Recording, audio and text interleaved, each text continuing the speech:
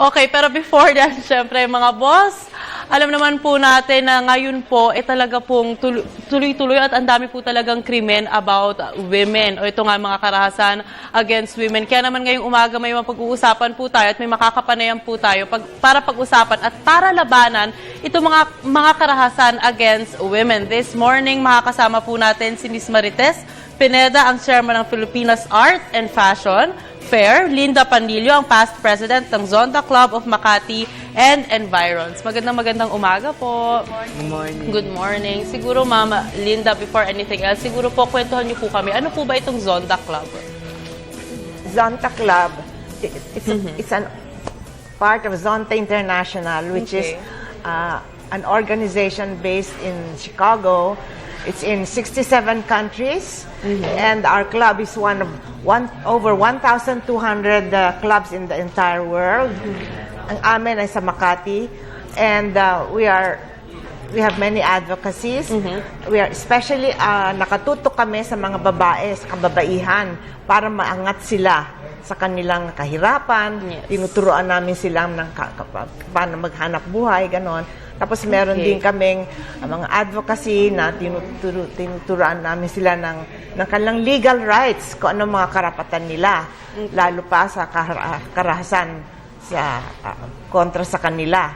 At meron kaming haven sa Marilac Hills, sa Muntinlupa, kung saan yung mga sexually abused girls, imagine from age 6 hanggang 17, 250 yung aming inaalagaan at tinutulungan psychological rehabilitation na para makalimutan nila, makaangat sila, at ang karamihan sa kanila may mga kaso.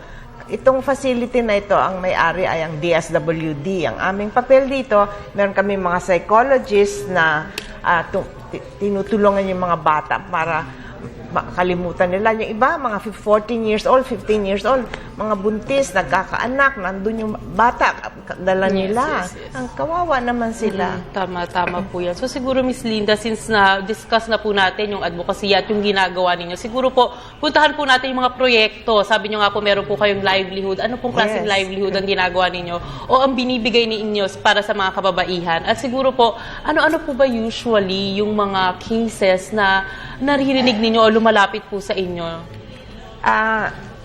Meron ibang department kami tungkol dyan, meron kaming lawyer, pero yung tungkol meron sa aming center, nasa Taguig, katabi ng Centennial Village, ay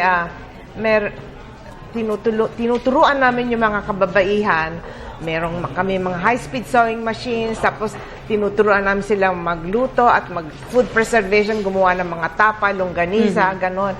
At tapos binibigyan namin sila ng konting kapital para, of course, utang yon para tapos babayaran nila. Microcredit, microfinance. At saka nagkaroon kasi kami ng mga courses ng cosmetology, reflexology, pati hair cutting. Sa Splash Foundation, tinulungan kami. Pag nakagraduate na sila, binigyan sila ng mga gamit.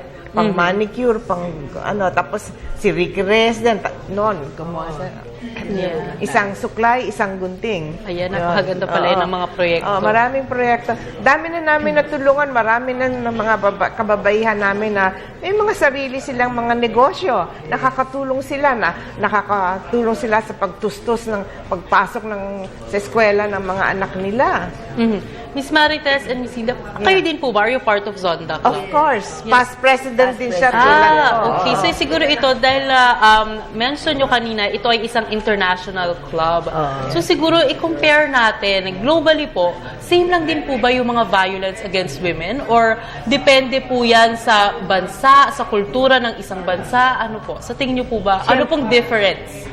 Halos pareho ang mga nangyayari, pero siyempre, iba-ibang category, no? Yes. Kagaya, if you would think sa mga Africa, siyempre mas malala, no? Pero dito sa atin naman, ang talagang nangyayari, dahil sa kahirapan, pumapatol sila kahit kamag-anak nila. So, nagkakaroon ng incest, or nag-o-offer sila ng sarili nila para maging asawa ng mga Hapon. So, sasama sila doon, tapos hindi natin alam kung paano sila tinatrato. So, ang tinuturo namin sa kanila talaga, education na dapat bata pa, pinoproteksyonan mo ang sarili mo. Wag ka magpapagamit.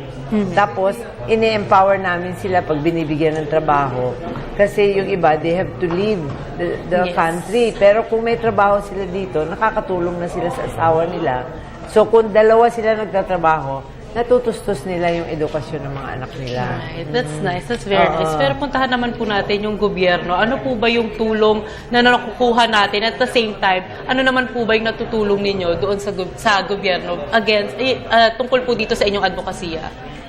Yung kagaya ng DSWD, no? Katulong namin sila sa feeding program. Meron kaming partnership sa Kabisig ng Kalahi at saka DSWD. Meron kaming program na pag nag-donate kunyari kami ng 60,000, papakainin yung mga malnourished na mga bata, 30 children, papakainin sila hanggang dumating sila dun sa weight na kailangan ng isang normal child. So yan, meron kami mga ganyan project. So DSWD ang tumutulong sa amin dyan. That's so nice. nakakatulong naman.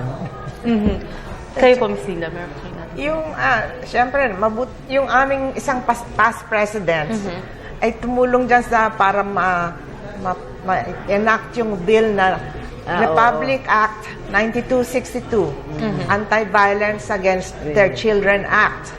No, so tapos nagkaroon pa ng mga ngayon nagkaroon ng mga women's desk sa mga police station para kasi maselan yung ganyan yung investigasyon sa mga violence against women, you know.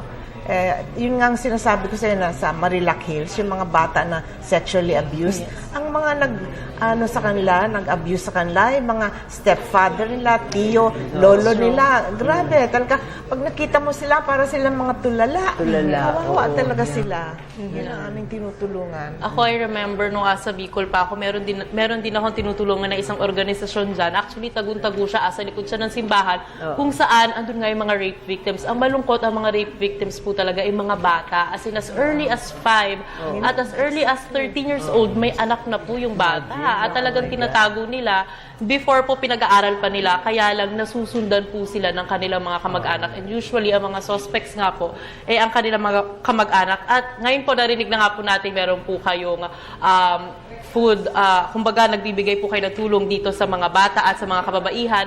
Balita ko, meron po ba kayong mga fundraising? Tama po ba? Yes. Yes. Meron Ito, kami Chairman. ngayon yung ang tawag namin, ito siya, no? Ito, okay. So let's talk about this art and fashion fair. Saan po ba at kailan po ba ito magaganap? Ito, ang tawag namin dito, Filipinas Art and Fashion Fair. Okay. Gaganapin ito sa Rockwell Tent ngayon Friday, Saturday, and Sunday. Magkakaroon kami ng mga art conversations pati. Magkakaroon kami ng auction ng art pieces. At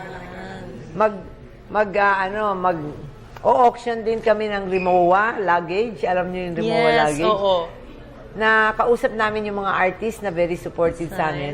Magdo-drawing sila doon sa Rimowa, tapos yun ang i-auction namin. Ayan. Drawing lang, hindi painting? Painting pala, painting. Oo. Ito po ba open for all? Open po ba ito sa public? Yes, anybody yes. can come, especially mga art lovers, fashion lovers, mga kagaya nila Raho, magdo-donate din silang mga damit para ibenta namin.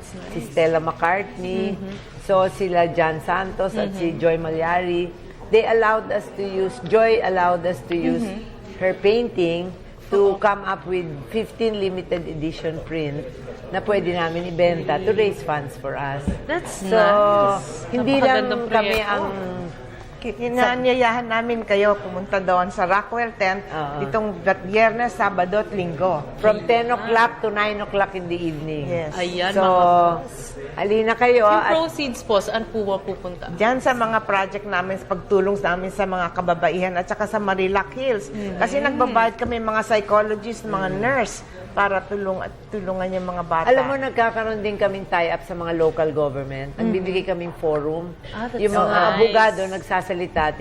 Tinuturuan sila kung paano i-defensa yung sarili nila sa violence. Naku, napakadami palang proyekto nitong Zonta Club. Pero again, Sa September 13 at September 12 to 14, pumunta lang po kayo sa Rockwell Tent. Magkakaroon po ng Art and Fashion Fair 2014 and of course, magkakaroon po ng auction. At ang proceeds po mapupunta po sa mga biktima, mga batang biktima po na mayroong mga rape cases. Ako, napakagandang proyekto ito. At maraming salamat po for joining us this morning. Ngayong umaga po, nakasama po ulit natin si Miss Marites Pineda, ang chairman ng Filipinas Art and Fashion Fair, and si Miss Linda Pandillo, ang past president ng Zonda Club of Makati. Maraming salamat. Maraming salamat. Thanks so much.